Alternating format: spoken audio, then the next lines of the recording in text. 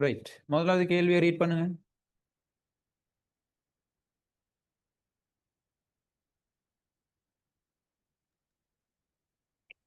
ஒரு சாதாரண பொருள், ஒரு இழிவு பொருள், ஒரு கிவன் பொருள் என்பவற்றை வேறுபடுத்துக.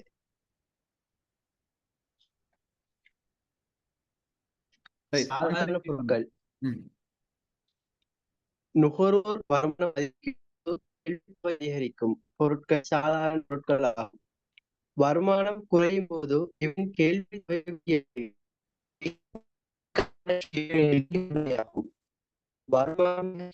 இவற்றின் கேள்வியும் அதிகரிக்கும். இழிவு பண்டம் நுகர்வோரின் வருமானம் அதிகரிக்கும் போது கேள்வித்தொகை குறைவரும் வகையான பொருட்கள் எதிர்கணிய வருமான கேள்வி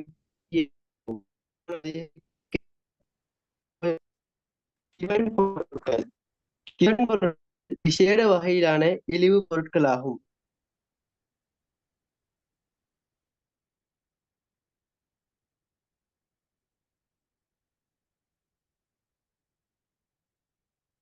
இது வந்து அந்த கவரேஜ் இஷ்யூ போல ஸ்ட்ரக் ஆகுது. வேற யார் சரி நல்லா கவரேஜ் ஈக்கக்கூடிய ஆக்கள் ரீட் பண்ணுங்க. ஒரு சாதாரண பொருள், ஒரு இழிவு பொருள், ஒரு கிஃபன் பொருள் என்பவற்றை வேறுபடுத்துக. சாதாரண பொருட்கள் நுகர்வோர் வருமானம் அதிகரிக்கும் போது கேள்வித்தொகை அதிகரிக்கும் பொருட்கள் சாதாரண பொருட்கள் ஆகும். வருமானம் குறையும் போது இவற்றின் கேள்வித்தொகை வீழ்ச்சி அடையும். இவை நேர்கணிய வருமான கேள்வி நிகழ்ச்சியை கொண்டவையாகும். வருமானம் அதிகரிக்கும் போது இவற்றின் கேள்வியும் அதிகரிக்கும். இழிவு பொருட்கள் நுகர்வோரின் வருமானம் அதிகரிக்கும் போது கேள்வித்தொகை குறைவடையும் வகையிலான பொருட்களாகும். அதாவது மறுதலை உண்மையாகும். இழிவு பொருட்கள் எதிர்கணிய வருமான நிகழ்ச்சியை கொண்டிருக்கும். வருமானம் அதிகரிக்க கேள்வித்தொகை வீழ்ச்சியடையும். கிஃபன் பொருட்கள் விசேட வகையிலான இழிவு பொருட்கள் ஆகும்.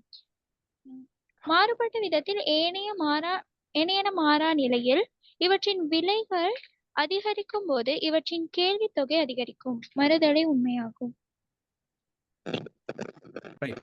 அப்ப கேள்வி நல்லா விளங்கிக் கொள்ளணும் என்னன்னு சொன்னா, ஒரு சாதாரண பொருள், ஒரு இழிவு பொருள், ஒரு கிஃபன் பொருள் என்பவற்றை வந்து வேறுபடுத்தட்டாம். அப்ப ஒவ்வொன்றுக்குமான அந்த வரைவிலக்கணத்தின் அடிப்படையில நாங்க என்ன செய்ய போறோம் அப்படின்னு சொன்னா, இந்த சாதாரண பொருளையும் இழிவு பொருளையும் கிஃபன் பொருளையும் நாங்க என்ன செய்ய போறோம், விலக போறோம். சரியா? அப்ப சாதாரண பொருள் அப்படின்னு சொன்னா என்னண்டா, நுகர்வோண்ட வருமானம் அதிகரிக்கிற டைம்ல கேள்வி தொகையும் அதிகரிக்கும். விளைஞ்ச சொல்றது. அப்ப வருமானம் அவன் மெய் வருமானம் வந்து அதிகரிக்க அவன் வந்து பொருட்கள் சேவைகளை வாங்குற அளவும் வந்து என்ன செய்ய போற அப்படின்னு சொன்னா அதிகரிக்க போகுது. விளைஞ்ச சொல்றது.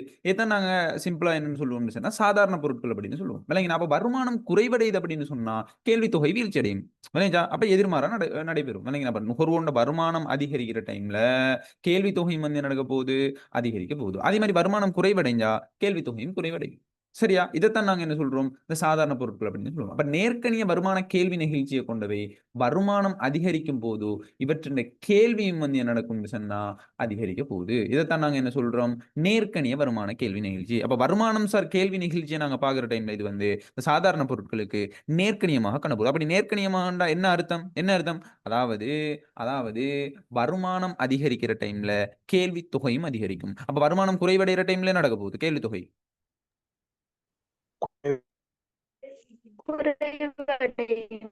குறைவடையும். இதைத்தான் நாங்க என்ன சொல்றோம்,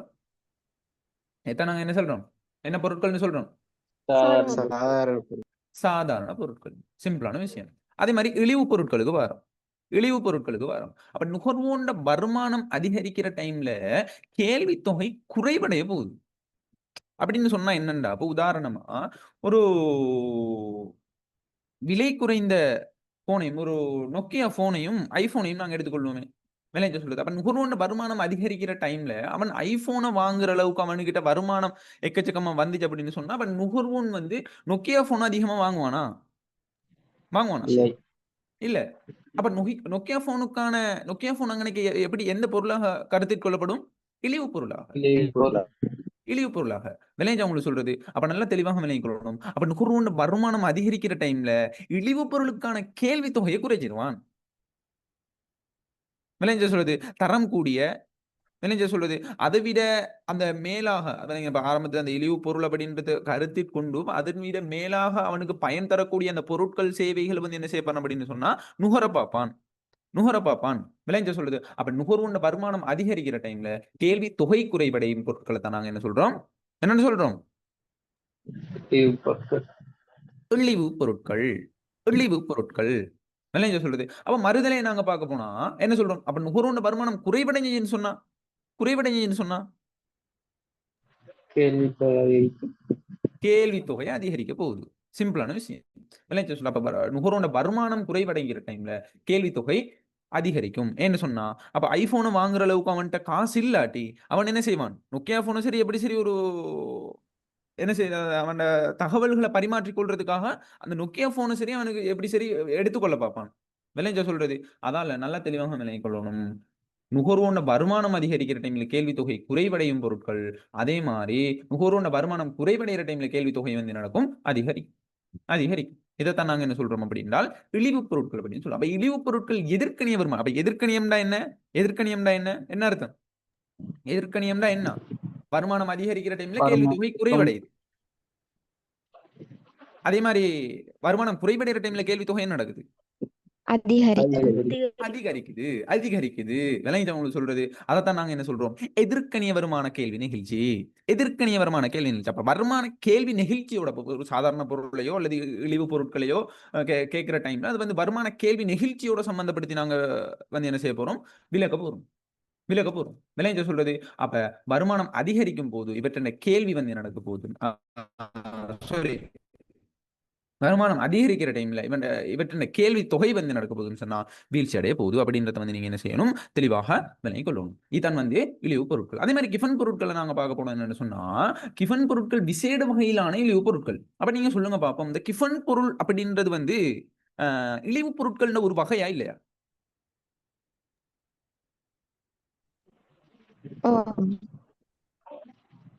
அதாவது நாங்க இந்த கிஃபன் பொருட்களை எப்படி அந்த வரைவிலக்கணப்படுத்துவோம் எப்படி விளக்குவோம் அப்படின்னு சொன்னா சிம்பிளா விளங்கிக் கொள்ளணும்.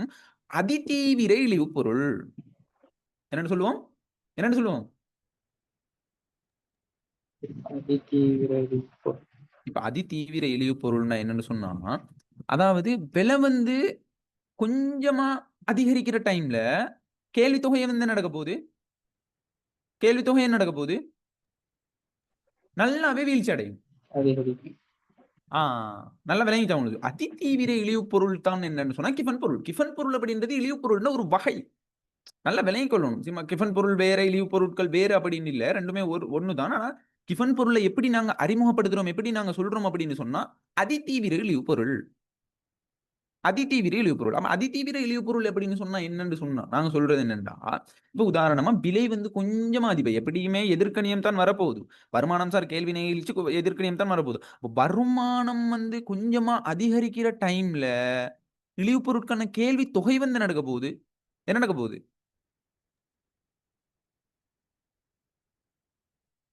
நல்லாவே குறைவடைஞ்சிடும் நல்லாவே குறைவடைஞ்சிடும். அதுதான் அதிதீவிரம் அப்படின்ற ஒரு வேர்டை நாங்க யூஸ் பண்றோம்.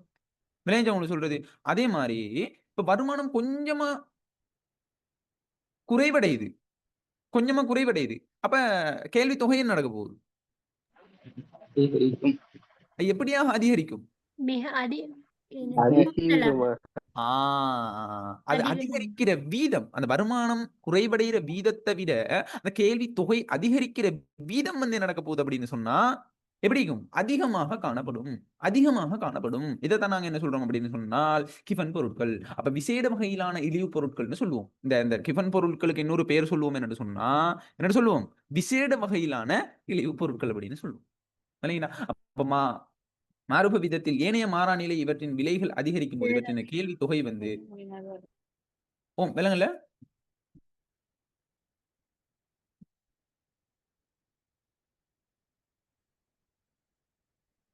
ரைட் சரியா. இதைத்தான் நாங்க என்ன சொல்றோம் அப்படின்னு சொன்னால் கிஃபன் பொருட்கள் அப்படின்னு சொல்றோம். அப்ப ஏனையவை மாறாத நிலையில இவற்றின் விலை அதிகரிக்கிற டைம்ல அந்த கேள்வி தொகை வந்து நடக்கும் என்று சொன்னால் அதிகரிக்கும். சரியா விலை அதிகரிக்கிற டைம்ல கேள்வி தொகை அதிகரிக்கும். இப்ப மறுதலை வந்து நீங்க யோசிங்க பாப்போம் விலை குறைவடைகிற டைம்ல கேள்வி தொகை நடக்கும் குறைவடை விளைஞ்ச சொல்றது இதைத்தான் நாங்க என்ன சொல்லுவோம், கிஃபன் பொருட்கள் அப்படின்னு சொல்லுவோம். சரியோ? ரைட். இப்ப நீங்க அடுத்த கேள்வி வாசிங்க. ஒரு சந்தை பொருளாதாரத்தின் விலையின் தொழிற்பாடுகளை குறிப்பிடுக. பங்கீட்டு செயற்பாட்டு விலைகள் அருமையான வளங்களின் பங்கீட்டிற்கு உதவுகிறது. சமிஞ்ஞை வழங்கும் தொழிற்பாடு ஒரு பொருள் சந்தையில் நிலவும் சார்பு ரீதியான அருமை தன்மை அல்லது மிகையாக கிடைக்கும் தன்மை பற்றிய சமிஞ்ஞைகளை உற்பத்தியாளருக்கும் நுகர்வோருக்கும் நுகர்வோருக்கும் ஊக்குவிப்புகளை வழங்குகிறது. ஒரு குறித்த பொருளின் விலை அதிகரிக்குமாயின் அதை உற்பத்தியாளருக்கு அதனை நுகர்வோர் அதிகம் விரும்புகிறார்கள் என்ற சமிஞ்ஞையை வழங்கும். இது உற்பத்தியாளன் அதனை கூடுதலாக உற்பத்தி செய்ய தூண்டும். விலைகள் உயர்வாக இருக்கும் போது நுகர்வோர் விலை குறை பதிலீடுகளை நாடுவர் அல்லது நுகர்வை குறை. ரைட். இப்ப பாருங்க என்னன்னு சொன்னா 2வது கேள்வியா கேட்கிறான். 2023ஆம் ஆண்டு பாஸ் பேப்பர்ல 2வது கேள்வியா கேட்கிறான். ஒரு சந்தை பொருளாதாரத்துல விளைந்த தொழிற்பாடு. சந்தை பொருளாதாரத்துல விளைந்த தொழிற்பாடுல கேட்கிறான். அப்ப நல்லா விளைக்கணும். இந்த சந்தை பொருளாதாரத்துல நாங்க அடிப்படை பொருளாதார பிரச்சனை அப்படின்னு சொல்லி போட்டு இந்த 3 பிரச்சனைகள் காணப்படுது. அந்த பிரச்சனை 3 சொல்லுங்க பாப்போம். என்ன பிரச்சனை? எதனை உற்பத்தி செய்தல், எந்த அளவில் உற்பத்தி செய்தல், யாருக்காக உற்பத்தி செய்தல். ரைட். எதனை எந்த அளவு, எவ்வாறு, எப்படி, யாருக்காக உற்பத்தி செய்கிறது. இல்லைங்களா? இப்படியான இந்த 3 பிரச்சனைகள் காணப்படுது. அப்ப இந்த அடிப்படை பொருளாதார பிரச்சனைகளை நாங்க தீர்த்து வச்சு கொள்ளணும் அப்படின்னு சொன்னா எங்களுக்கு ஒரு பொறிமுறையை பயன்படுத்த போறோம் அப்படின்னு சொன்னா அந்த எவ்வாறான பொறிமுறை அப்படின்னு சொன்னா விலை பொறிமுறையை நாங்க பயன்படுத்த போறோம். அந்த விலை பொறிமுறையின் அடிப்படையில தான் நாங்க என்ன செய்ய போறோம் என்றால் இந்த அடிப்படை பொருளாதார பிரச்சனைகளுக்கு தீர்வு காண போறோம். விளைஞ்சா உங்களுக்கு சொல்றேன். ரைட். அப்ப அந்த அடிப்படை பொருளாதார பிரச்சனைகளுக்கு நாங்க விலை பொறிமுறையின் மூலம் தீர்வு காண போறோம் அப்படின்னு சொன்னா அந்த விலை பொறிமுறையில இந்த சந்தை பொருளாதாரத்துல தான் நாங்க என்ன செய்ய போறோம், இந்த அடிப்படை பொருளாதார பிரச்சனைகளுக்கு விலை பொறிமுறையின் மூலம் தீர்வுகளை காணுவோம். அப்ப விளைந்த தொழிற்பாடுகள் என்ன? இவன் கேட்கிற கேள்வி என்ன, விளைந்த தொழிற்பாடு என்ன விளைஞ்ச சொல்றது. அப்ப விளைந்த தொழிற்பாடை நீங்க விளங்கிக் கொள்ளணும். முதலாவது விஷயம் என்னன்னு சொன்னால் பங்கீட்டு செயற்பாட்டு விலைகள் அருமையான வளங்களுக்கு பங்கீட்டுக்கு உதவுகிறது. அப்ப பங்கீட்டு செயற்பாடுகளை மேற்கொள்றதுக்காக பங்கீட்டு செயற்பாடுகளை மேற்கொள்றதுக்காக அப்படின்னு சொன்னா என்னன்னா அப்ப பொருட்களின் விலை எந்த அளவுல போகுதோ அந்த அதிகமாக விலை போடுற அளவுக்கு வந்து அந்த பொருட்களை உற்பத்தி செய்யறதுக்காக நாங்க அந்த வளங்களை பங்கீடு செய்யறது. விளைஞ்ச உங்களுக்கு சொல்றது. அப்ப அதிகமான விலை போற பொருட்களை வந்து உற்பத்தி செய்யறதுக்காக நாங்க வளங்கள் அதிகமாக பங்கீடு செய்யற டைம்ல தான் எங்களுக்கு வந்து அதிகமான லாபம் கிடைக்க பெறுமா இல்லையா? ஓவா இல்லையா? உங்களுக்கு விளங்கிட்ட சொல்றது. அப்ப நல்லா தெளிவாக விளங்கிக் கொள்ளணும் பிள்ளைகள். அந்த பங்கீட்டு செயற்பாட்டு விலைகள் அருமையான வளங்களோட பங்கீட்டுக்கு அப்ப அருமையான வளங்களை நாங்க என்ன செய்ய போறோம் அப்படின்னு சொன்னா என்ன செய்ய போறோம் அந்த மாற்று பயன்பாடுடைய அருமையான வளங்களை நாங்க வந்து இந்த எண்ணற்ற விருப்பங்களுக்கு மத்தியில நாங்க என்ன செய்ய போறோம் அத பூர்த்தி செய்யறதுக்காக. எண்ணற்ற மனித விருப்பங்களை பூர்த்தி செய்யலாது. அப்ப எந்த விருப்பத்தை பூர்த்தி செய்யறதுக்கு நாங்க வளங்களை ஒதுக்கீடு செய்ய போறோம் அப்படின்ற ஒரு கேட்டகரிகளை வரும். விளைஞ்ச சொல்றது. அப்ப நல்லா தெளிவாக விளங்கிக் கொள்ளணும். அந்த கேட்டகரிகளை வர டைம்ல எந்த பொருளை நாங்க உற்பத்தி செஞ்சா எங்களுக்கு அதிகமான லாபம் தரக்கூடிய மாதிரி இருக்கிறோம் அந்த பொருளுக்கு நாங்க என்ன செய்ய போறோம் சொன்னா என்ன செய்ய போறோம், வளங்களை ஒதுக்கீடு செய்ய போறோம். அப்ப அதிகமான லாபம் தரக்கூடியது அப்படின்னு சொன்னா நல்லா விளங்கிக் கொள்ளணும். அப்ப எப்படி வந்து எங்களுக்கு லாபம் அதிகமாக கிடைக்க பெறும். ஒரு பொருளுக்கு விலை அதிகமாக இருந்தால் தானே அந்த பொருளை நாங்க உற்பத்தி செய்யற டைம்ல எங்களுக்கு லாபம் அதிகமாயிக்கும். ஓவா இல்லையா? அப்ப நல்லா விளங்கிக் கொள்ளணும். அந்த பங்கீடு அப்ப நாங்க என்ன செய்ய போறோம், அந்த பொருளை வந்து உற்பத்தி செய்யறதுக்காக நாங்க வளங்களை ஒதுக்கீடு செய்ய போறோம். பங்கீடு செயற்பாடு விலைகள் வந்து அருமையான வளங்கள். அப்ப பங்கீட்டு செயற்பாட்டுக்கு வந்து இந்த விலை வந்து உதவி செய்யுது. அது வந்து நீங்க என்ன செய்யணும், தெளிவாக விளங்கணும். இது முதலாவது செயற்பாடு. அப்ப சமிஞ்சை வழங்கும் தொழிற்பாடு. அப்ப சமிஞ்சை வழங்கும் தொழிற்பாடு அப்படின்னு சொன்னா ஒரு பொருளுக்கு சந்தையில நிலவுற சார்பு ரீதியான அருமைத்தன்மை அல்லது மிகையாக கிடைக்கும் தன்மை பற்றிய சமிஞ்சைகளை உற்பத்தியாளருக்கும் நுகர்வோருக்கும் வழங்குது.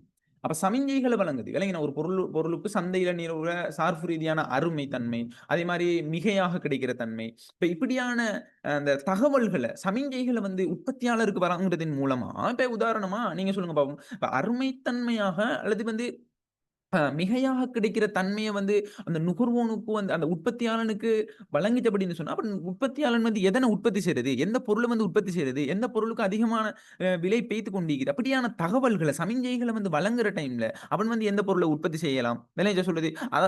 அதே மாதிரி நுகர்வோன் வந்து எந்த பொருளை கொள்வனவு செய்யலாம் இப்படியான தீர்மானங்களுக்கு வந்து என்ன செய்யலாம் அப்படின்னு சொன்னா வரையணும். விளைஞ்ச சொல்றது இது வந்து விளைந்த தொழிற்பாடு சமிஞ்சைகளை வழங்குறது அப்படின்றது. விளைஞ்ச உங்களுக்கு சொல்றது கிளியரா? ஓ ஓகே சார். ரைட். அதே மாதிரி நாங்க சொல்றோம் என்னன்னு சொன்னால் இந்த உற்பத்தியாளருக்கும் நுகர்வோருக்கும் வந்து ஊக்குவிப்புகள் அப்ப எப்படி உற்பத்தியாளருக்கும் நுகர்வோருக்கும் ஊக்குவிப்புகளை வழங்குறது அப்படின்னு சொன்னா ஒரு குறித்த பொருளின் விலை அதிகரிக்கும் அப்படின்னு சொன்னால் உற்பத்தியாளருக்கு அதிகமான லாபம் கிடைக்குமா இல்லையா? நான் ஆரம்பத்துல சொன்ன மாதிரி கிடைக்குமா இல்லையா? கிடைக்கும். கிடைக்கும். அப்ப உற்பத்தியாளருக்கு குறித்த பொருளின் விலை அதிகரிக்கும் அப்படின்னு சொன்னால் லாபம் அதிகமாக கிடைக்கும் அப்படின்றால் அப்ப அது உற்பத்தியாளருக்கு அதனை நுகர்வோருக்கு அதிகம் விரும்புவார்கள். விலை சொல்றத பாரு உற்பத்தியாளர் வந்து அதிகமாக வந்து என்ன செய்வாங்க அப்படின்னு சொன்னா அந்த லாபத்தின் மூலம் அந்த அதிகரித்த விலையின் மூலம் வந்து என்ன செய்வாங்க பயனடைஞ்சு கொள்வாங்க. அப்ப அதனை வந்து நுகர்வோர் அதிகம் விரும்புகிறார்கள் என்ற சமிஞ்சைகளை வந்து என்ன செய்ய போகுது வழங்க போகுது. ஏனது விலை அதிகமாக இருக்குது அப்படின்னு சொன்னா ஏன் விலை அதிகமாக இருக்குது? அப்ப அதிகரிக்கிற டைம்ல விலை அதிகரிக்கிற டைம்ல அந்த பொருள் வந்து இம்பார்ட்டன் அப்படின்ற ஒரு சமிஞ்சை வந்து என்ன செய்யுது அப்படின்னு சொன்னா நுகர்வோருக்கு வழங்குது. நுகர்வோர் விரும்புவார்கள் அப்படின்ற விடயத்தை வழங்குது. அதுதான் என்ன செய்யறான் உற்பத்தியாளன் அந்த விலையை அதிகரிக்கிறான். ஏன்னா கேள்வி அதிகரிக்க வந்து என்ன செய்வான ஒரு கட்டத்துக்கு பிறகு வந்து மிகை கேள்வி ஒன்று ஏற்படும். அப்ப மிகை கேள்வி ஒன்று ஏற்பட்டுச்சு அப்படின்னு சொன்னா அந்த எல்லா நபர்களுக்கும் எல்லாரோட தேவையும் எல்லாரோட விருப்பத்தையும் வந்து பூர்த்தி செய்ய இயலாத நிலைமைக்கு உள்ளாகிற டைம்ல அவன் ஒரு கையெடுக்கிற ஒரு விஷயம் தானே என்று சொன்னால் விலை அதிகரிக்குது. அப்ப விலை அதிகரிச்சா எல்லாருமே அந்த பொருளை வந்து வாங்க இயலாது தானே. ஓவா இல்லையா?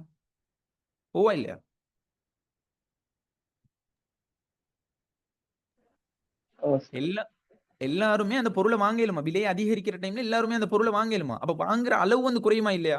நாங்க கேள்வி விதியின் அடிப்படையில பார்த்தோமா இல்லையா? விலை அதிகரிக்கிற டைம்ல கேள்வி தொகை குறைவடையும் அப்படின்னு கேள்வி விதியில பார்த்தோமா இல்லையா?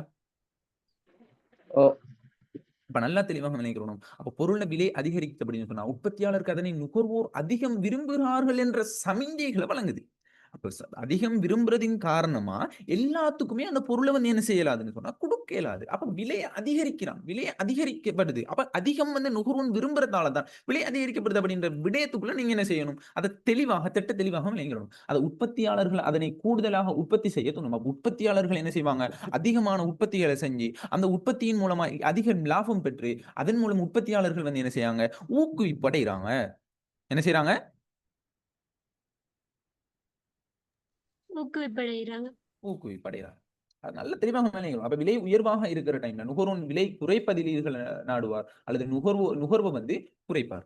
விளைஞ்சா சொல்றது நுகர்வோன் அளவை வந்து குறைப்பாங்க. விளைஞ்சா இதுதான் கேள்வி விதியும் சொல்லுது. ரைட். சரி, இது கிளியரா விளங்கினா? ஓ சார். ரைட். அடுத்த கேள்வி இல்ல 3வது கேள்வி வாசிங்க.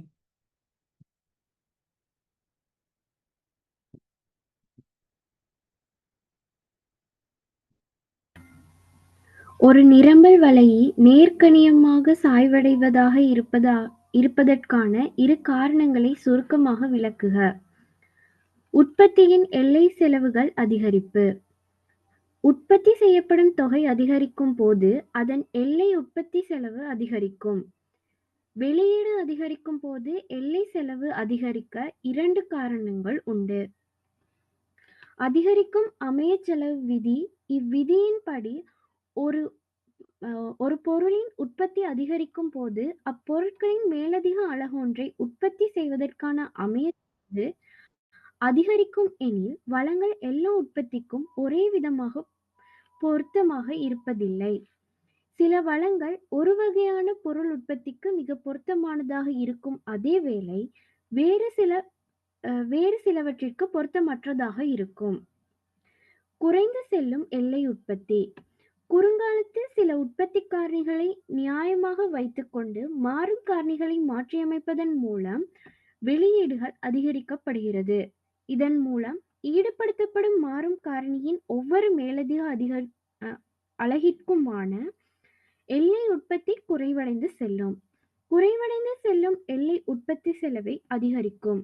அதாவது உள்ளீட்டின் ஒவ்வொரு மேலதிக அலகிற்கும் மொத்த உற்பத்திக்கு குறைந்த அளவு பங்களிப்பையே செய்யும். இதனால் மேலதிக ஒரு அலகை உற்பத்தி செய்வதற்கான செலவு அதாவது எல்லை செலவு அதிகரிக்கும். எனவே உற்பத்தியாளர்கள் அதிகளவு உற்பத்தி செய்ய அதிக விலைகளை எதிர்பார்ப்பர். குறைந்து செல்லும் விலையை ஈடு செய்வதே இதன் நோக்கமாகும். தனி நிறுவனங்களின் லாப நோக்கம். விலைகளின் அளவு லாபத்தின் அளவை நிர்ணயிக்கும். ஒரு பொருளுக்கு உயர் விலை நிலவும் போது உற்பத்தியாளர் அதனை அதிகளவில் உற்பத்தி செய்ய தூண்டுதல் இருக்கும். ஒரு பொருளின் விலை அதிகரிக்கும் போது அப்பொருளை அதிகளவில் நிரம்பல் செய்வது நிரம்பலாளருக்கு லாபகரமானதாக இருக்கும்.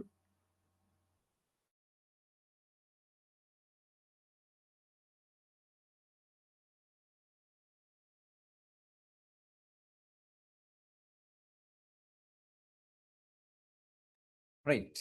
சரி, அப்ப என்ன கேள்வின்னு சொன்னா, சிம்பிளா விளங்கிக்கொள்ளணும். இது வந்து மறைமுகமான ஒரு கேள்வியாக கேட்கப்பட்டிருக்குது. என்னன்னு சொன்னா, ஒரு நிரம்பல் வலை நேர்காணியான்னு போட்டிக்குது. நேர்காணி இல்ல, நேர் தோட்டம் அப்படின்னு நினைக்கப்படாது. சரியா? நேர்காணியான்னு போட்டிக்குது. காணி இல்ல, தோட்டம். இதுல தோட்டம்னு போட்டு விட்டுருவானாம். சும்மா சொன்னேனா? சரியா?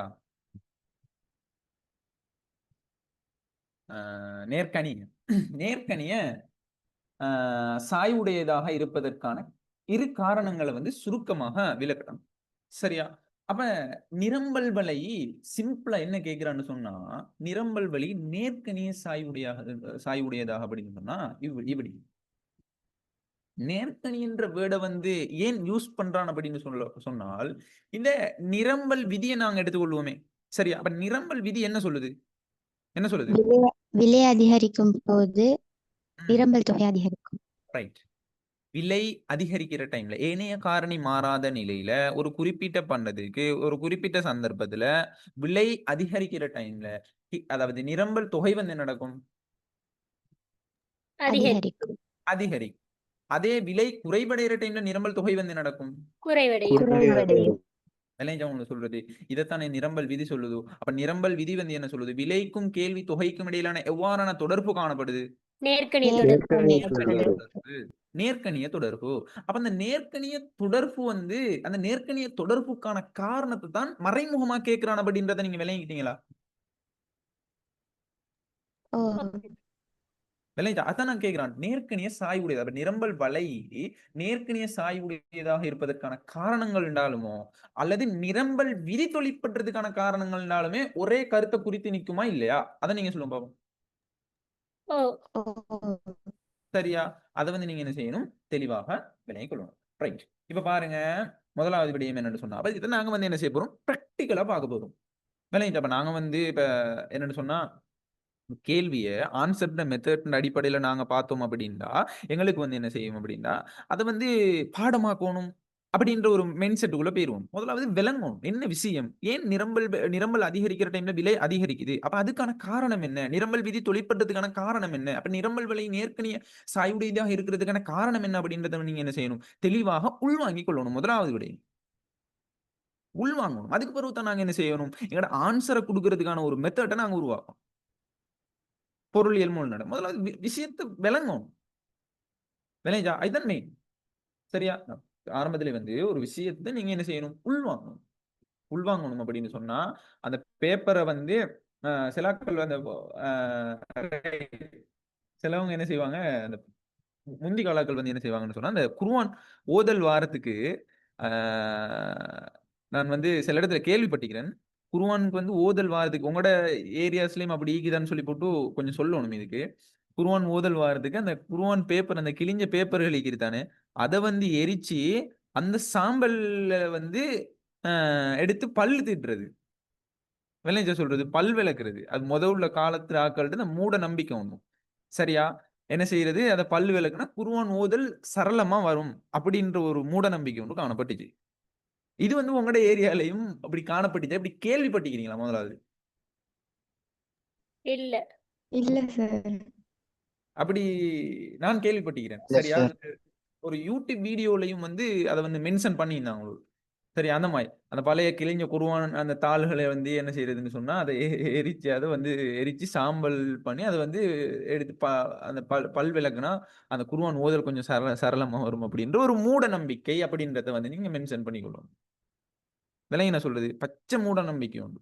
சரியா? அப்ப அப்படியே வந்து நாங்க ஒரு விஷயத்த அந்த என்ன செய்யப்படுது அப்படின்னு சொன்னா அதை அப்படியே எடுத்து உள்ளுக்குள்ள போட்டு அந்த மாதிரி பேப்பர் வந்து இந்த ஒரு நோட்ஸ் ஒண்டி அந்த நோட்ஸை நீங்க வந்து எடுத்து அதை வந்து அப்படி நாங்க வந்து என்ன செய்யலாது எங்களோட நோட்ஸ் உள்வாங்கி கொண்டு அந்த உள்வாங்காம நாங்க பாடமாக்கி வைக்கிறதுல ஒரு ஒரு பிரயோசனமுமே இல்லை.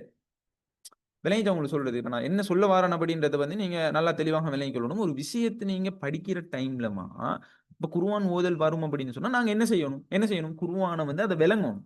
விளங்கிட்ட சொல்றது அதுண்ட சட்டங்களை விளங்கணும். அதை ஓதுறதுக்கான அடிப்படைகளை விளங்கணும். அப்ப விளங்கி அதுக்கேத்த மாதிரி நாங்க அதுல மெனக்கெட்டு அதுல கஷ்டப்பட்டு சொல்லித்தாரத்தை விளங்கி அதுக்கேத்த மாதிரி வந்து நாங்க செயற்பட்டாதான் எங்களுக்கு குர்ஆன் ஓதல் வந்து சரளமா வரும்.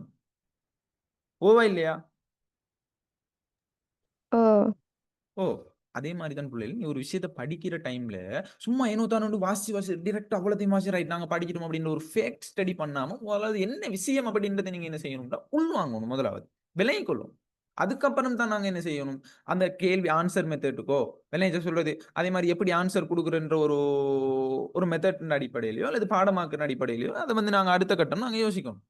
முதலாவது விஷயத்தை நீங்க என்ன செய்யணும் நிரம்பல் வலை வந்து நேர்கணிய சாய்வுடையதாக இருக்கிறதுக்கான காரணம் என்ன, நிரம்பல் வலை வந்து நிரம்பல் விதி தொழிற்பட்டதுக்கான காரணம் என்ன, இப்ப இப்படியான காரணங்களை வந்து நீங்க என்ன செய்யணும்னு சொன்னா முதலாவது ஏன் ஏன் ஏன்ற கேள்வி உங்களுக்குள்ள நிறைய தடவை 1000 தடவை உங்களுக்குள்ள திருப்பி திருப்பி திருப்பி திருப்பி வார டைம்ல தான் என்ன செய்யணும் அப்படின்னு சொன்னா அந்த விடயம் வந்து மிக தெளிவாக நீங்க அதை உள்வாங்கி இன்னொரு ஆளுக்கு எக்ஸ்பிளைன் பண்ணக்கூடிய மாதிரி அந்த விடயம் வந்து உங்களுக்கு தெளிவாக விளங்கி. சரியா? நாங்க இப்ப ஆன்சருக்கு போமா. உற்பத்தி செலவு, உற்பத்தி எல்லை செலவுகள் அதிகரிப்பு. உற்பத்தி எல்லை செலவுகள் அதிகரிப்பு அப்படின்னு சொன்னா உற்பத்தி செய்யப்படும் தொகை அதிகரிக்கும் போது அதன் எல்லை உற்பத்தி செலவு வந்து என்ன செய்ய போகுது எல்லை உற்பத்தி செலவுன்னு சொன்னா மேலதிகமாக எல்லை எல்லை அப்படின்னு சொன்னா நல்லா விளங்கிக்கொள்ளணும். எல்லை உற்பத்தி செலவு அப்படின்னா மேலதிகமாக ஒரு அழக உற்பத்தி செய்யற டைம்ல எங்களுக்கு ஏற்படுகின்ற செலவு. அப்ப மேலதிகமா ஒவ்வொரு அழகா அதிகரிக்கிற டைம்ல எங்களுக்கு வந்து செலவுகள் வந்து என்ன நடக்க போகுது அப்படின்னு சொன்னா அதிகரிச்சுட்டு போகுது. சரியா? அப்ப அப்படியாக அதிகரிக்கிற செலவு வந்து என்ன நடக்கும்டால் இந்த நிரம்பல் வலையின் ஏற்கனவே சாய்வுடையதாக இருக்கிறதுக்காக ஒரு காரணமாக கூறப்படுது. அப்ப ஏன் அப்படின்றத நான் சொல்றேன். வெளியீடு அதிகரிக்கும் போது எல்லை செலவு அதிகரிக்கும். 2 காரணங்கள் உண்டு. அப்ப வெளியீடு அதிகரிக்கிற டைம்ல எல்லை செலவு அதிகரிக்கிறதுக்கு 2 காரணங்கள் இருக்குது. ஏன் எல்லை செலவு அதிகரிக்குது? அதுக்கான 2 காரணங்கள் இருக்குது. முதலாவது வந்து அதிகரிக்கும் அமைய செலவு விதி. அப்ப அதிகரிக்கும் அமைய செலவு விதி அப்படின்னு சொன்னா ஒரு பொருள்ல உற்பத்தி அதிகரிக்கும் போது அப்பொருட்கள் மேலதிக அழகுன்ற உற்பத்தி செய்வதற்கான அமைய செலவு அதிகரிக்கும். ஏனெனில் வளங்கள் எல்லா உற்பத்திக்கும் ஒரே விதமாக பொருத்தமாக இருக்கிறது இல்லை. வளங்கள் வந்து எல்லா உற்பத்திக்கும் ஒரே மாதிரி வந்து இருக்காது. சில வளங்கள் வந்து ஒரே வகையான பொருட்கள் உற்பத்திக்கு மிக பொருத்தமானதாக இருக்கும். அதே வேளை வேறு சில வந்து பொருத்தமற்றதாக எல்லா வளங்களும் வந்து ஒரே உற்பத்தியை நாங்க செய்யறதுக்கு பொருத்தமானதாக காணப்படாது. இது ஒரு ரீசன் என்னன்னு சொன்னா அந்த அதிகரிக்கிற அமைய செலவு அதாவது அதிகரிக்கும் எல்லை செலவு அதாவது வெளியீடு அதிகரிக்கிற டைம்ல எல்லை செலவு அதிகரிக்கிறதுக்கான ஒரு காரணம். அதாவது அதிகரிக்கும் அமைய செலவு அப்படின்னு சொல்லிட்டு அப்ப அதிகரிக்கும் அமைய செலவு அப்படின்னு சொன்னா என்ன அதுக்கு அப்படின்னு சொன்னா என்னன்னு சொன்னா அதாவது ஒரு வளங்களை நாங்க பல உற்பத்திகளுக்கு நாங்க பயன்படுத்தியும் தானே ஒரே வளங்களை பல உற்பத்திகளுக்கு பயன்படுத்தியும் தானே. அப்ப அப்படியான அந்த வளங்கள் காணப்படுற டைம்ல நாங்க எல்லா வளங்களையும் நாங்க அந்த ஒரே உற்பத்திக்கு வந்து பயன்படுத்துறதுக்கு பொருத்தமற்றதாக காணப்படும். சில வளங்களை வந்து ஒரே உற்பத்திக்கு வேறு விதமாக பொருத்தமாக இருக்காமைக்கும். அதே மாதிரி ஒரு சில வகையான பொருட்களை உற்பத்திக்கு மிக பொருத்தமானதாக இப்படி மாறி மாறி வந்து என்ன செய்ய முடியும் சொன்னா காணப்படும். பொருத்தமற்றதாக காணப்படும் பொருத்தமாக. அப்ப இப்படியான காரணங்களால வந்து என்ன செய்திருந்தால் இந்த அதிகரிக்கும் அமைய செலவு விதி வந்து காணப்படுது. அப்ப நல்ல விலைக்கு இந்த அதிகரிக்கிற அமைய செலவு விதி வந்து வெளியீடு அதிகரிக்கும் போது எல்லை செலவு அதிகரிக்கிறதுக்கான ஒரு காரணம். சரியா? அதே மாதிரி குறைந்து செல்லும் எல்லை உற்பத்தி. அப்ப குறைந்து செல்லும் எல்லை உற்பத்தி அப்படின்னு சொன்னா குறுங்காலத்துல சில உற்பத்தி காரணிகளை வந்து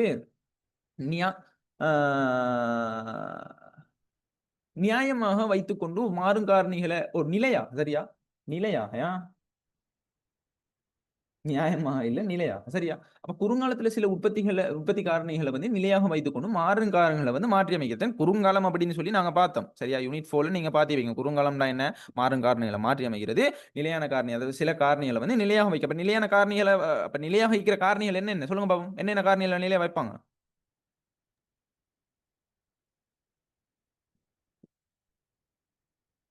என்னென்ன காரணி நிலையாயிக்கும்? தொழில்நுட்பம் குயிக்கா சொல்லுங்க.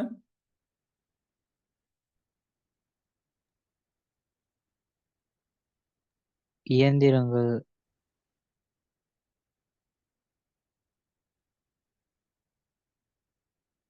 நிலம், உழைப்பு, மூலதனம், முயற்சியாண்மை என்ற இந்த உற்பத்தி காரணிகள் இருக்கிறதானே, இந்த உற்பத்தி காரணிகள்ல எந்த காரணி வந்து நிலையாக இருக்கும், எந்த காரணி மாறும் காரணி ஆயிக்கும்? நிலம், ஆ மூலதனம். Right, very good. இதைத்தானே நான் கேட்கிறேன். இதுக்கு வந்து ஏன் தடமாறீங்க? யூனிட் 4 நீங்க படிக்கலையா? இப்ப எத்தனை மாசம் நீக்குது உங்களுக்கு? 4 மாசம் தான், 3 மாசம் தான் நீக்குது. இதெல்லாம் சிம்பிளான விஷயம். அப்ப நிலமும் மூலதனமும் வந்து என்ன? நிலையான காரணி. அப்ப மாறும் காரணி என்ன? குறுங்காலத்துல மாறும் காரணி உழைப்பு, முயற்சியாண்மை. உழைப்பு முயற்சி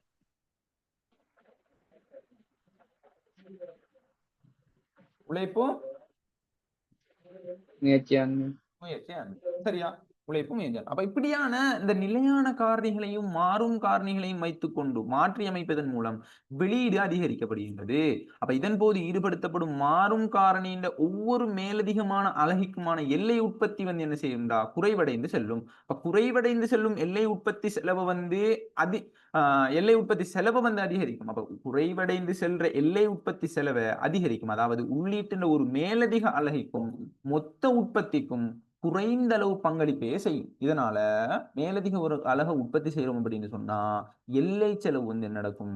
அதிகரிக்க போகுது. எனவே உற்பத்தியாளர்கள் அதிக அளவு உற்பத்தி செய்ய அதிகமான விலைகளை வந்து எதிர்பார்ப்பாங்க. ஏன் அது செலவு அதிகரிக்கிறது தானே. இப்ப செலவு அதிகமாக இருந்துச்சு அப்படின்னு சொன்னா, அதிகமாக செலவு இருந்துச்சுன்னு சொன்னா எங்களுக்கு வந்து குறைவான விலையை இட்டோம் அப்படின்னு சொன்னா எங்களுக்கு லாபம் கிடைக்க பெறுமா? உற்பத்தியாளர்கள் அந்த நிறுவனத்துல தொடர்ச்சியா தங்கி இருக்க இயலுமா? ஏழுமா? இல்லை, இல்ல சார். இயலாது. விளைச்சவங்க சொல்றது. அப்ப என்ன செய்வான் அப்படின்னு சொன்னா விலைகளை அதிகரிப்பான். அப்ப குறைவடைந்து செல்ற விலை வந்து ஈடு செய்வதை தான். அப்ப விலைகளை அதிகரிக்கிறான் பாருங்க. இப்ப உதாரணமா உற்பத்திகளை அதிகரிக்கிற டைம்ல ஏன் விலைகளை அதிகரிக்கணும்டா? இதான் விஷயம். என்ன? முதலாவது அதிகரிக்கிற அமைய செலவு, இரண்டாவது குறைந்து செல்ற எல்லை உற்பத்தி. குறைந்து செல்ற எல்லை உற்பத்தியின் மூலம் வந்து இப்ப மாறும் காரணிகளை மாற்றி அமைச்சு நிலையான காரணிகளை நிலையா வச்சு உற்பத்தியில வெளியீடுகளை அதிகரிக்கிற டைம்ல ஈடுபடுத்தப்படும் மாறும் காரணியில ஒவ்வொரு மேலதிகமான அழகிக்கு மாறும் காரணிகள் என்ன? உழைப்புக்காக வந்து இன்னொரு ஊழியர்களை பயன்படுத்துறது, விளையாஞ்ச சொல்றது, முயற்சியாண்மை மேலதிக ஒரு உரிமையாளர் வந்து ஈடுபடுத்துறது, முயற்சியாளர் வந்து ஈடுபடுத்துறது, விளையாஞ்ச சொல்றது. அப்ப மாறும் காரணியை மேலதிகமான அளவுக்கு எல்லை உற்பத்தி வந்து மேலதிகமான அலகிற்கும் வந்து எல்லை உற்பத்தி வந்து என்ன நடக்கும்னு சொன்னா குறைவடைந்து செல்லும். அப்ப குறைவடைந்து செல்ற எல்லை உற்பத்தி செலவு வந்து என்ன செய்வாங்க? அதிகரிக்கும். அதாவது உள்ளீட்டின் ஒவ்வொரு மேலதிக அலகிற்கும் மொத்த உற்பத்திக்கு குறைந்த அளவு பங்களிப்பையே செய்யும். இதனால மேலதிக ஒரு அலகை உற்பத்தி செய்யறதுக்கான செலவு வந்து என்ன நடக்குது? என்ன நடக்குது? அதிகரிக்குது. அப்ப அதிகரிக்குது அப்படின்னு சொன்னா உற்பத்தியாளர்கள் அதிக அளவு உற்பத்தி செய்யறதுக்காக விலைகளை வந்து என்ன செய்வாங்க? அதிகரிப்பான். விளைஞ்சா அப்ப குறைந்து செல்லும் விலையை ஈடு செய்வதே தான் இது என்னன்னு சொன்னா இதன் நோக்கம்னு சொல்லும். அப்ப நல்லா விளங்கிக் கொள்ளணும். உற்பத்தியின் எல்லை செலவு அதிகரிக்கும். அப்ப உற்பத்தி செய்யப்படும் தொகைக்கும் அதன் போது எல்லை உற்பத்தி செலவு அதிகரிக்கும். அப்ப வெளியீடு அதிகரிக்கிற டைம்ல எல்லை செலவு அதிகரிக்கிறதுக்கான 2 காரணம் தான் என்ன? அதிகரிக்கிற அமைய செலவு விதி, அதே மாதிரி குறைந்து செல்ற எல்லை உற்பத்தி. சரியா? இதை வந்து நீங்க என்ன செய்யணும்? தெளிவாக விளங்கிக் கொள்ளணும். இது வந்து இந்த நிரம்பல் வழி நேர்க்குணிய சாய்வுடையதாக இருக்கிறதுக்கான காரணத்துல ஒரு காரணம். ரெண்டாவது என்னன்னு சொன்னா தனிநபர்களோட லாப நோக்கம். அப்ப தனி நிறுவனங்களோட லாப நோக்கம் விலைகள் அளவு லாபத்தின் அளவு வந்து என்ன செய்ய போகுதுன்னா நிர்ணயிக்க போகுது. விலைனா அப்ப விலை வந்து அதிகரிக்கிற டைம் விலை வந்து அதிகமா இருந்துச்சு அப்படின்னு சொன்னா உற்பத்தியாளருக்கு அதிகமான லாபம் கிடைக்குமா இல்லையா? இல்லையா? அப்ப நல்லா விளங்கிக்கணும். ஒரு பொருளுக்கு உயர் விலை நிலவும் போது உற்பத்தியாளர்கள் வந்து என்ன செய்வாங்க? பொருட்களை அதிகமாக உற்பத்தி செய்யறதுக்கு முன் வருவாங்க இல்லையா? இல்லையா? அப்ப நீங்க சொல்லுங்க பாப்போம். நல்லா விளங்கிக்கொள்ளணும். சரி, கேள்வி கூட இல்ல, நிரம்பல் கூட நல்ல தெளிவா நீங்க விளங்கிக்கொள்ளணும் விஷயத்த. இப்ப வந்து சரி, நிரம்பல் போடும். இப்ப விலைகளை வந்து என்ன செய்ய போறோம்? விலை வந்து அதிகரிக்குது. அப்ப விலை அதிகரிச்சு அப்படின்னு சொன்னா நீங்க வந்து உற்பத்தியாளர் எப்படி யோசிப்பான்னு சொன்னா அந்த விலை அதிகரிக்கிறது மூலமா லாபம் வந்து அதிகமாக கிடைக்க பெறும் அப்படின்றதுக்காக அவன் வந்து உற்பத்திகள் அதிகமா செய்வானா இல்லையா? இல்லையா?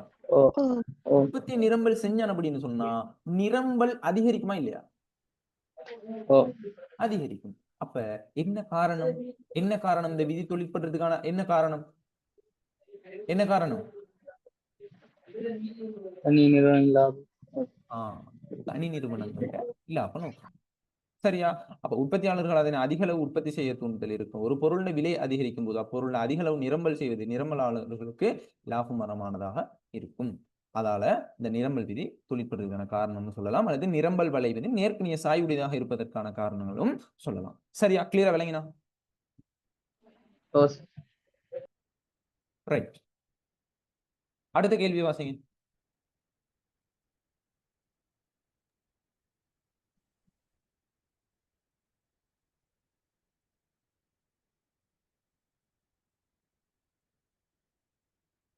அடுத்த கேள்வி.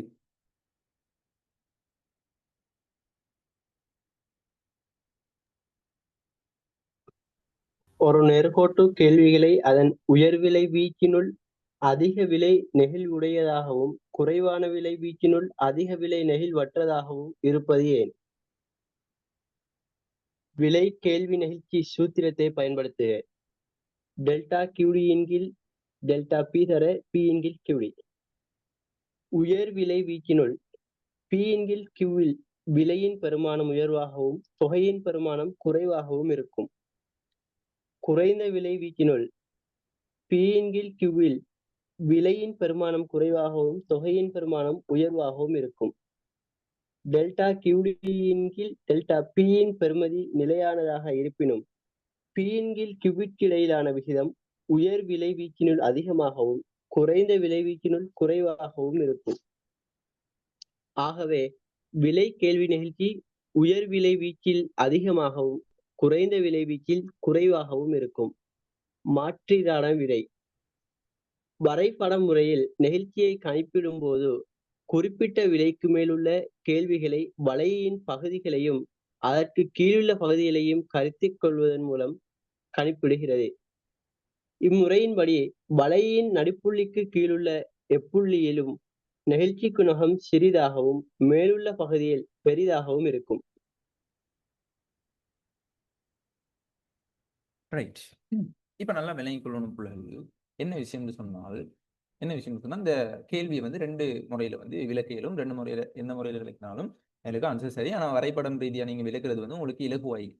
சரியா? இப்ப நாங்க பார்க்கிறோம், ஒரு நேர்கோட்டு கேள்வி வலையை அதன் உயர் விலை வீச்சினுள் அதிக விலை நெகிழ்வுடையதாகவும் குறை விலை வீச்சினுள் அதிக விலை நெகிழ்வற்றதாகவும் இருப்பது ஏன்னு சொல்லி ஒரு கேள்வி ஒன்று கேட்கிறாங்க. அப்ப விலை கேள்வி நெகிழ்ச்சி அந்த சமன்பாடை பயன்படுத்தி தான் நாங்க என்ன செய்ய போறோம்னு சொன்னா இந்த கேள்விக்கு வந்து விளக்கம் கொடுக்க போறோம். அப்ப நீங்க சொல்லுங்க பாப்போம், கேள்வி நெகிழ்ச்சியின் சமன்பாடு என்ன? கேள்வி நெகிழ்ச்சியின் சமன்பாடு என்ன?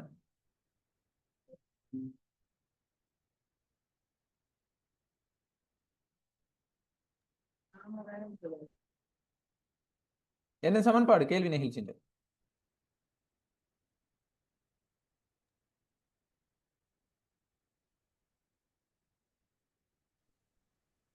கேள்வி நெகிழ்ச்சியை கண்டுபிடிக்கிறதுக்கான சமன்பாடு என்ன? டெல்டா கியூடியின் கீழ் டெல்டா பி தர டெல்டா கியூடியின் கீழ டெல்டா பி தர பியின் கீழ் கியூ. பியின் கீழ் கியூடி. சரியா? இதுதானே கேள்வி நெகிழ்ச்சிக்கான சமன்பாடு. இப்ப என்ன கேட்கிறான்டா, கேள்விகளை அது உயர் விலை வீச்சினுள் அதிக விலை நெகிழ்வுடையதாகவும் குறைவான விலை வீச்சினுள் அதிக விலை நெகிழ்வற்றதாகவும் இருப்பதற்கான காரணம் என்ன அப்படின்னு சொல்லி ஒரு கேள்வி வந்து கேட்கிறாங்க. அப்போ உயர் விலை வீச்சினுள்ள வந்து பியின் கீழ கியூவில் விலையின் பெருமானம் உயர்வாகவும் தொகையின் பெருமானமும் குறைவாகவும் இருக்கும். உயர் விலை வீச்சினுள்ள. அதே மாதிரி குறைந்த விலை வீச்சில பியின் கீழ கியூவில் விலையின் பெருமானம் குறைவாகவும் தொகையின் பெருமானம் அதிகமாகவும் இருக்கும். ஏனது என்ன காரணம்? இந்த கேள்வி விதியின் அடிப்படையில நாங்க பார்க்க போனால், இப்ப உதாரணமா சிம்பிளா பாருங்க. இப்ப கேள்வி கூடி எங்களுக்கு இது. இப்ப உயர்ந்த விலை வீழ்ச்சியில எங்களுக்கு குறைவான கேள்வி தொகை வருதா இல்லையா? இல்லையா? அப்ப குறைந்த விலை வீழ்ச்சியில அதிகமான கேள்வி தொகை வருதா இல்லையா? இல்லையா? ஓ அப்ப நீங்க சொல்லுங்க பாப்போம். இப்ப இதுல வந்து எவ்வாறான இந்த புள்ளியில எவ்வாறான கேள்வி நிகழ்ச்சி காணப்படும்? ஒன்றுக்கு குறைந்த எவ்வாறான கேள்வி நிகழ்ச்சி காணப்படும்? நெகிழ் உள்ளதா அல்லது நெகிழ்வற்றதா? ஏன், என்ன காரணம்? நெகிழ்வற்றது.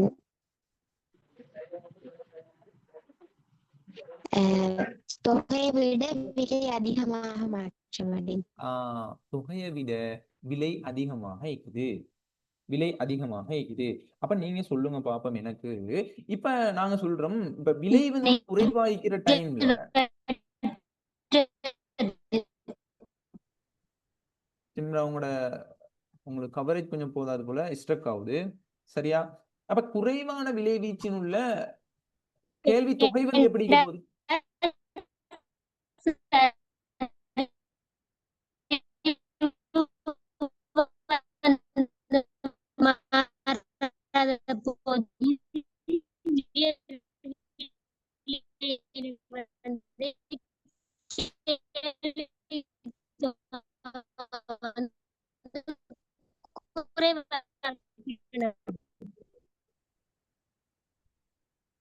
சிம்ரா உங்களோட கவரேஜ் கொஞ்சம் போதாது போல, ஸ்ட்ரக் ஆகுது. சரியா? நல்லா விளங்கிக்கோங்க. அதிகமான விலை வீச்சின் உள்ள அதிகமான விலை காணப்பட்ட டைம்ல கேள்வி தொகை குறைவாக போகுது. அப்ப இப்படியான டைம்ல என்ன நடக்கும்னு சொன்னா, அதாவது விலை கேள்வி நெகிழ்ச்சியின் பெருமானம் எப்படி இருக்கும்? எப்படி இருக்கும்? ஒன்றை விட குறைவாയിരിக்கும். உயர் விலை வீச்சின் உள்ள விலையின் பெருமானம் உயர்வாகவும் தொகையின் பெருமானம் குறைவாக இருக்கும். குறைந்த விலை வீச்சில விலையின் பெருமானம் குறைவாகவும் தொகையின் பெருமானம். அப்ப நல்லா விளங்கிக் கொள்ளணும். டெல்டா கியூடியின் கீழ டெல்டா பி என்ற பெருமதி நிலையானதாக இருப்பினும் பி இன் கீழ கியூவிற்கு இடையிலான விகிதம் உயர் விலை வீச்சின் உள்ள வந்து என்ன செய்யுது? அதிகமாகவும் குறைந்த விலை வீச்சின் உள்ள குறைவாகவும் காணப்படுது.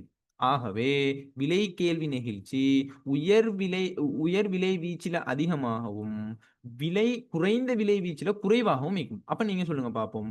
இது ஏன்ற புள்ளி அப்படின்னு வச்சோம்டால், இது பீன்ற புள்ளி அப்படின்னு வச்சோம்டா, ஏன்ற புள்ளியில அதிகமான விலை கேள்வி நெகிழ்ச்சி காணப்படுமா, பீன்ற புள்ளியில காணப்படுமா? பியா ஏயா? பி. எப்படி வரும்?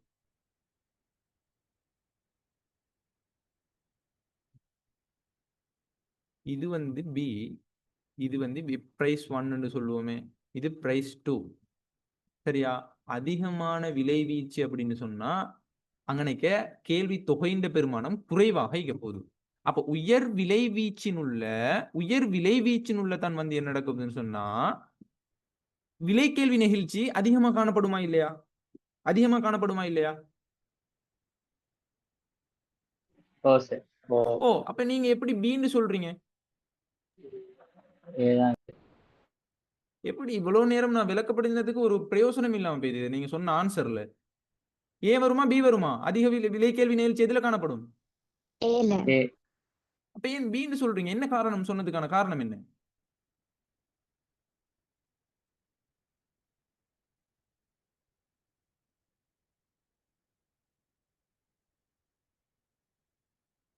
ரைட். அப்ப நீங்க சொல்லுங்க பாப்போம். இதுல குறைந்த விலை வீச்சில அதிகமான தொகை, அதாவது கேள்வி தொகை வந்து காணப்பட போகுது. சரியா? அதாவது விலை இந்த பெருமானம் குறைவாகவும் தொகையின் பெருமானம் உயர்வாகவும் ஈந்துச்சு அப்படின்னு சொன்னா அதை நாங்க குறைந்த விலை வீழ்ச்சி அப்படின்னு சொல்லுவோம்.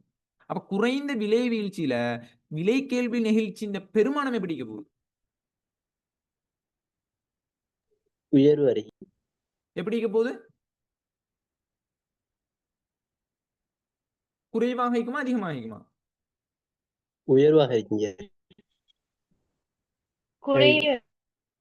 குறைவாக இருக்கும். குறைவாயிருக்கும்.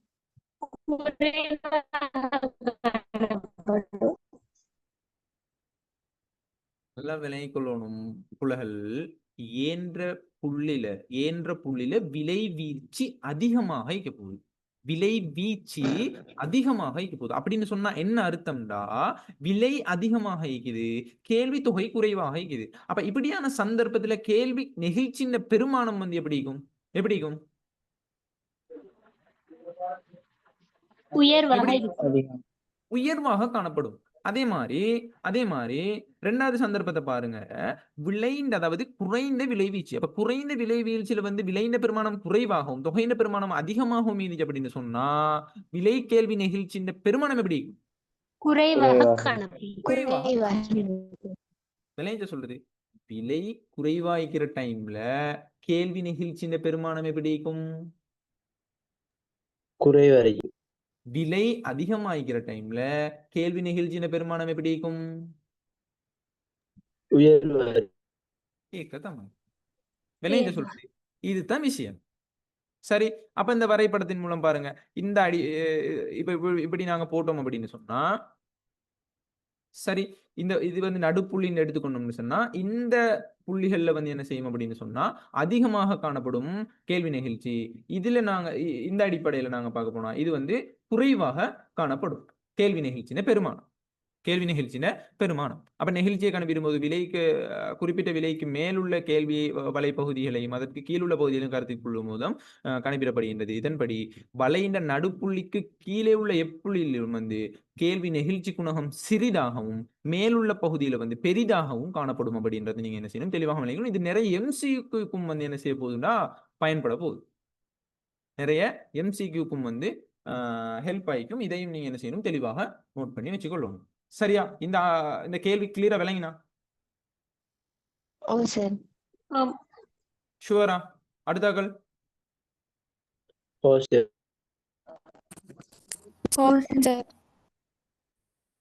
ரைட். சரி, அஞ்சாவது கேள்வி வாசிங்க.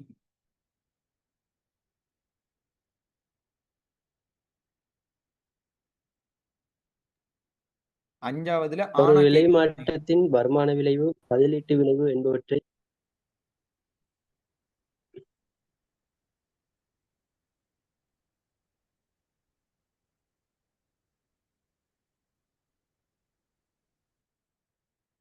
ரைட், குயிக்கா அவங்க கவரேஜ் கொஞ்சம் மிஸ் போல. வேற யார்? சரி, ஒரு விலை மாற்றத்தின் வருமான விளைவு, பதிலீட்டு விளைவு என்பவற்றினை வரைவிலக்கணப்படுத்துக.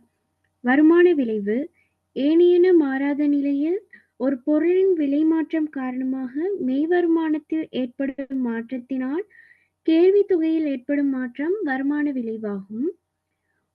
ஒரு பொருளின் விலை குறைவினால் நுகர்வோருக்கு அப்பொருளை வாங்க அதிகளவு மெய் வருமானம் இருக்கும். இதனால் அவர்கள் அதிகளவு தொகைகளை கொள்வனவு செய்வதாகும் அல்லது வேறு பொருட்களை வாங்கலாம். விளைவு ஏனைய பொருள் விலைகளுடன் ஒப்பிடுகையில் ஒரு பொருளின் விலை மாற்றம் காரணமாக ஒரு பொருளின் கேள்வி தொகை மாற்றமடையும்.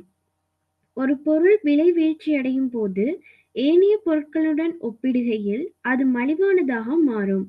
நுகர்வோர் மலிவாக மாறிய பொருளை விலை மாறாத ஏனைய பொருட்களுக்காக பதிலீடு செய்வர்.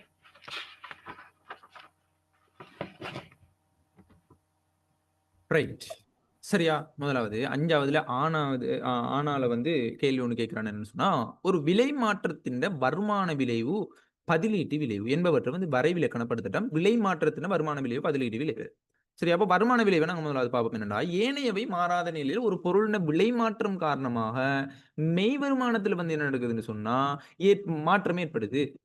சரியா? அப்ப மாற்றத்தினால கேள்வி தொகையில ஏற்படுகின்ற மாற்றம் வருமான விளைவு அப்படின்னு சொல்றோம். இதன் காரணமாக விலை மாற்றம் காரணமாக மெய் வருமானத்துல மாற்றம் ஏற்படுது. மெய் வருமானம் என்னன்னு சொல்லுவோம்? கொள்வனவு சக்தி அப்படின்னு சொல்லுவோம். அந்த கொள்வனவு சக்தியில வந்து மாற்றம் ஏற்பட்டு கேள்வி தொகையில வந்து என்ன நடக்குதுன்னு சொன்னா மாற்றம் ஏற்படுது. இதைத்தான் நாங்க வருமானம், அது ஒரு பொருளோட விலை குறைவடைஞ்சுன்னு சொன்னா நுகர்வோர் அப்பொருளை வாங்குற அளவு வந்து என்ன செய்ய போகுது? வாங்குற அளவு என்ன நடக்கும்? விலை குறைஞ்சுன்னு சொன்னா அதிகமா வாங்குவாங்களா இல்லையா? வாங்குவாங்க. அப்ப அதிகமா பொருளை வாங்க அதிக அளவு மெய் வருமானம் இருக்குமா? அதாவது மெய் வருமானம் என்ன நடக்க போகுது? அதிகரிக்குமா குறைவடையுமா?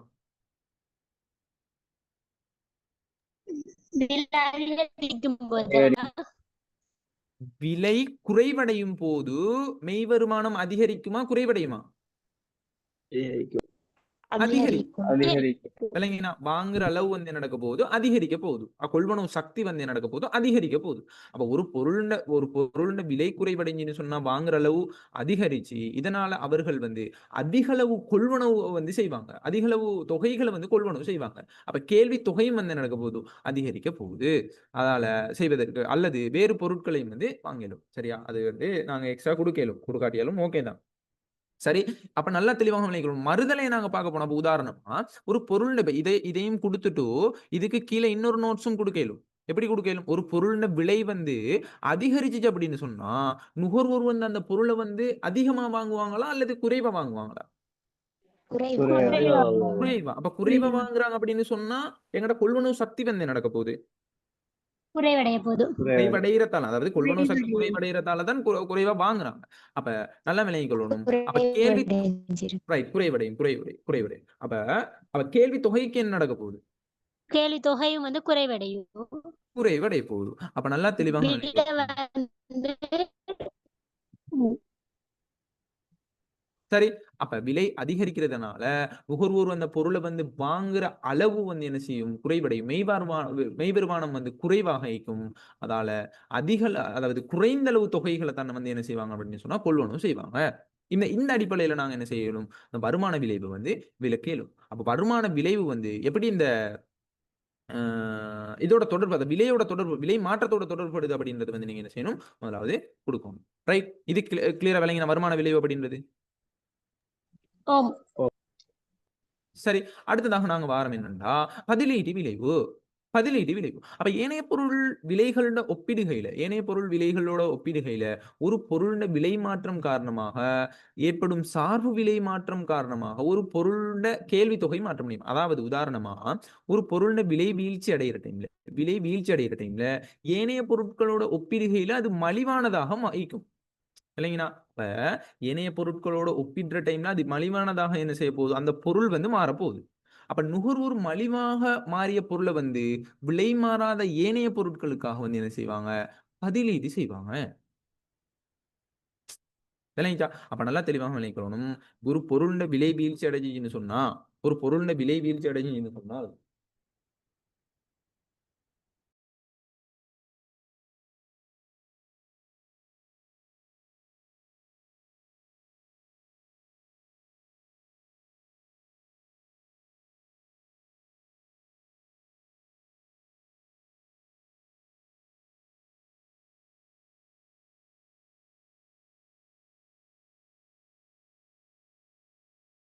ரைட், வாய்ஸ் கிளியரா? ரைட். இப்ப நல்லா விளங்கிக் கொள்ளணும். ஒரு பொருள்ல விலை வீழ்ச்சி அடைஞ்சுன்னு சொன்னா அதை வந்து ஏனைய பொருட்களோட ஒப்பிடுற டைம்ல அந்த பொருள் வந்து என்ன நடக்கும்? மலிவானதாக இருக்குமா இல்லையா?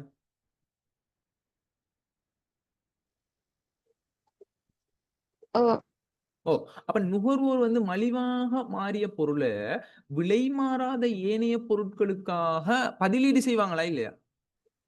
உதாரணமா பதிலீட்டு பொருட்கள் அப்படின்னு சொன்னா ஒன்றுக்கு பதிலாக இன்னொன்றை யூஸ் பண்றது. அப்ப விலை வந்து ஒரு பொருள் விலை வந்து குறைவடையுது. அப்ப குறித்த பொருள் விலை குறைவடைஞ்சுன்னு சொன்னா அந்த குறித்த பொருள் விலையை தானே அதிகமா வாங்குவாங்க. ஓவா இல்லையா?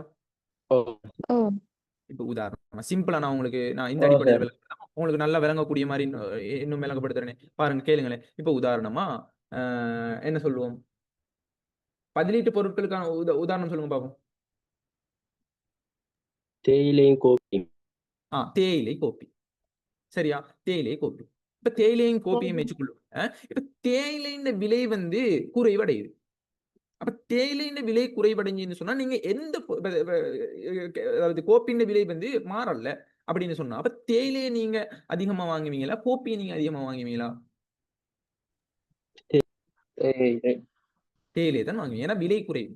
அப்ப கேள்வி தொகை வந்து எதுக்கு அதிகரிக்க போகுது? தேயிலை. விளைஞ்சு சொல்றது. அப்ப இந்த பதிலீட்டு பொருளோட ஒப்பிடுற டைம்ல நாங்க ஒன்றோட ஒன்று ஒப்பிட்டு பார்ப்போம். அது இந்த பொருளுக்கு விலை அதிகமாகிறா, இந்த பொருளுக்கு விலை அதிகமாகிறா, சாம்சங் போனுக்கு விலை அதிகமாகிறா அல்லது ஐபோனுக்கு விலை அதிகமாகிறா. அப்ப எதுக்கு விலை அதிகமாகிறா அந்த பொருளை விட்டு விலை குறைவான பொருளை நாங்க என்ன செய்ய பார்ப்போம்? கொள்வனவு செய்ய பார்ப்போம். விளைஞ்ச சொல்றது. அப்ப நல்லா விளங்கிக் கொள்ளணும். விலை வந்து குறைவடைகிற டைம்ல, அந்த குறித்த பொருளுண்ட கேள்வி தொகை அதிகரித்து, அந்த தொடர்புடைய பண்டம், அந்த பதிலீட்டு பண்டத்தின கேள்வி தொகை வந்து என்ன நடக்கப் போகுது? என்ன நடக்கப் போகுது?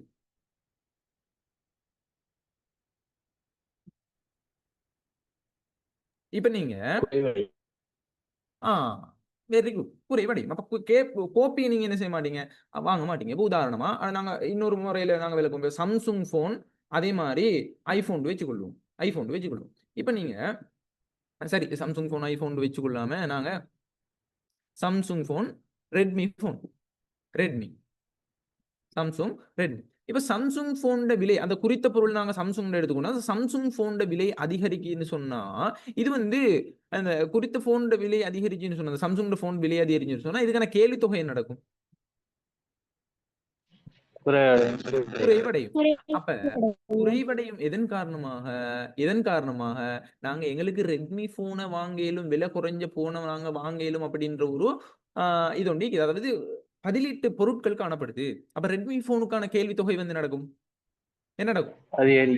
அதிகரிக்கும். அதிகரிக்கும்.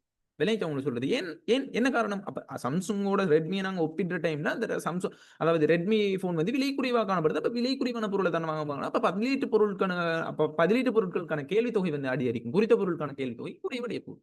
விலைக்கு சொல்றது. அப்ப அதை வந்து நீங்க என்ன செய்யணும்? தெளிவாக விளங்கிக் கொள்ளணும். அப்ப ஏனைய பொருட்களோட விலை ஒப்பீடுகையில ஒரு பொருளோட விலை மாற்றம் காரணமாக, சார்பு விலையில மாற்றம் காரணமாக ஒரு பொருளோட கேள்வி தொகை வந்து மாற்றம் அடைய போகுது அப்படின்றது பத்தி நீங்க என்ன செய்யணும்? இந்த பதிலீட்டு விலைக்கு வந்து விளக்கம் கொடுக்கணும். ரைட், இது கிளியரா விளங்கினா? ஓ சார். ரைட். இப்ப ஆவண்ணா கேள்வி வாசிங்க. விளைவு, பதிலீட்டு என்பன கேள்வி விதியுடன் எவ்வாறு தொடர்புபடுகின்றன? கேள்வி விதியானது ஏனைய மாறாத நிலையில் ஒரு பொருளின் விலை அதிகரிக்கும் போது குறைகளுக்கும், விலை குறைவடையும் போது அதிக தொகைகளுக்கும் கேள்வி எழுப்பப்படும் என கூறுகின்றது. கேள்வி விதியானது வருமான விளைவு, பதிலீட்டு விளைவு என்பவற்றின் ஒரு கூட்டு விளைவாக கருதப்படலாம். ஒரு பொருளின் விலை குறைவடையும் போது அதன் கேள்வி தொகை மேற்படி இரு விளைவுகள் காரணமாக அதிகரிக்கும். அப்ப தொடர்ச்சியா அந்த கேள்வியை கேட்கிறான் என்று சொன்னால், அந்த விடயம் அதாவது என்னது? இந்த விலை வருமான விளைவோ, பதிலீட்டு விளைவோ அது வந்து எப்படி கேள்வி விதியோட தொடர்புபடுது அப்படின்றது வந்து தொடர்ச்சியா ஆவண்ணா கேள்வியில கேட்கிறான ஒரு கேள்வி. அதாவது கேள்வி விதி அப்படின்றது வந்து ஏனையவை மாறாத நிலையில ஒரு பொருளோட விலை அதிகரிக்கிற டைம்ல குறைந்த தொகைகளுக்கு விலை வந்து என்ன செய்யும் அப்படின்னு சொன்னா குறைவடையும். அதாவது விலை அதிகரிக்கிற டைம்ல என்ன நடக்கும்? கேள்வி தொகை வந்து நடக்கும் குறைவடையும். அதே மாதிரி விலை குறைவடைகிற டைம்ல விளைஞ்சா சொல்றது. இதைத்தான் நாங்க என்ன சொல்றோம்? கேள்வி விதி அப்படின்னு சொல்றோம். அதாவது குறிப்பிட்ட ஒரு சந்தர்ப்பத்துல ஒரு குறிப்பிட்ட ஒரு காலப்பகுதியில விளைஞ்சா சொல்றது எப்படின்னாலும் குறிப்பிடலாம். அப்ப அப்படியான டைம்ல ஏனையவை மாறாத நிலையில ஒரு குறித்த பொருளுக்கான விலைக்கும் அதன் கேள்வி தொகைக்கும் இடையிலான எவ்வாறான தொடர்பு காணப்படும்? எதிர்க்கணிய தொடர்பு காணப்படும். அதாவது விலை அதிகரிக்கிற டைம்ல கேள்வி தொகை குறைவடையும், விலை குறைவடைகிற டைம்ல கேள்வி தொகை அதிகரிக்கும் அப்படின்றத தான் நாங்க என்ன செய்யறோம் அப்படின்னு சொன்னா அந்த கேள்வி விதியினூடாக நாங்க பார்த்தோம். சொல்றது. அப்ப கேள்வி விதி அப்படின்றது வந்து நாங்க அந்த வருமான விலை உண்டையும் பதிலீட்டு விலை உண்டையும் ஒரு கூட்டுத்தொகை. அப்ப நாங்க பார்த்தோம் மேலுக்கு நல்லா விலையும் கொள்ளணும். ஒரு பொருள் விலை குறைவினால், அதாவது வருமான விளைவு என்ன சொல்லுது? ஒரு ஏனையவை மாறாத நிலையில ஒரு பொருள் விலை குறைவடைஞ்சுன்னு சொன்னா அந்த பொருளை வந்து வாங்குற அளவு குறையும். விலை சொல்லுது வருமான அதாவது அவன் மெய் வருமானம் வந்து குறைவடைய போகுது. அதாவது கொள்வனவு சக்தி வந்து குறைவடைய போகுது. அந்த கொள்வனவு சக்தி குறைவடைகிறதால வந்து என்ன நடக்கும் அப்படின்னு சொன்னா அந்த பொருளை வந்து வாங்குற அளவும் வந்து என்ன நடக்கும்?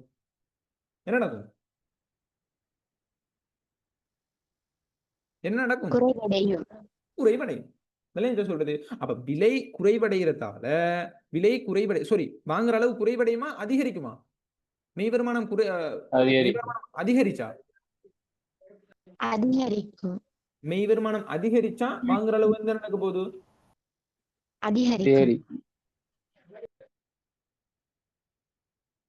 அதிகரிக்கும். அதே மாதிரி மெய் வருமானம் குறைவடைஞ்சா ஏன் மெய் வருமானம் குறைவடையுது? விலை வந்து அதிகரிக்கிறதின் காரணமாக குறைவடைகிறதின் காரணமாகவா? விலை அதிகரிக்கும் போது மெய் வருமானம் குறைவடையும். அப்ப குறைவடைஞ்சு சொன்ன கேள்வி தொகை என்ன நடக்குது?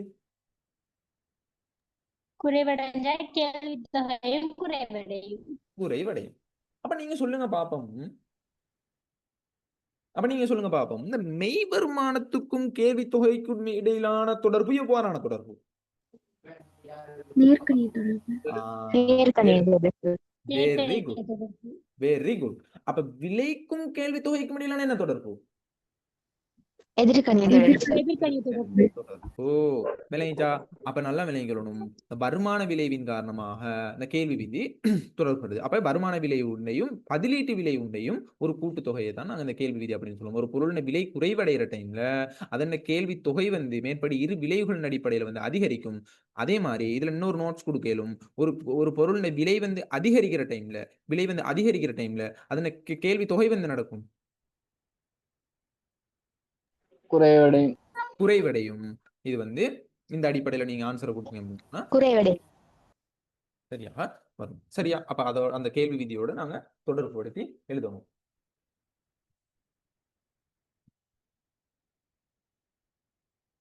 சரி, இது கிளியரா விளங்கினா? ஓ சார். ரைட். அப்ப நல்லா தெளிவாக விளங்கிக்கொள்ளணும். இதோட நான் எங்களோட பார்ட் 2 கேள்விகள் எல்லாம் முடியுது.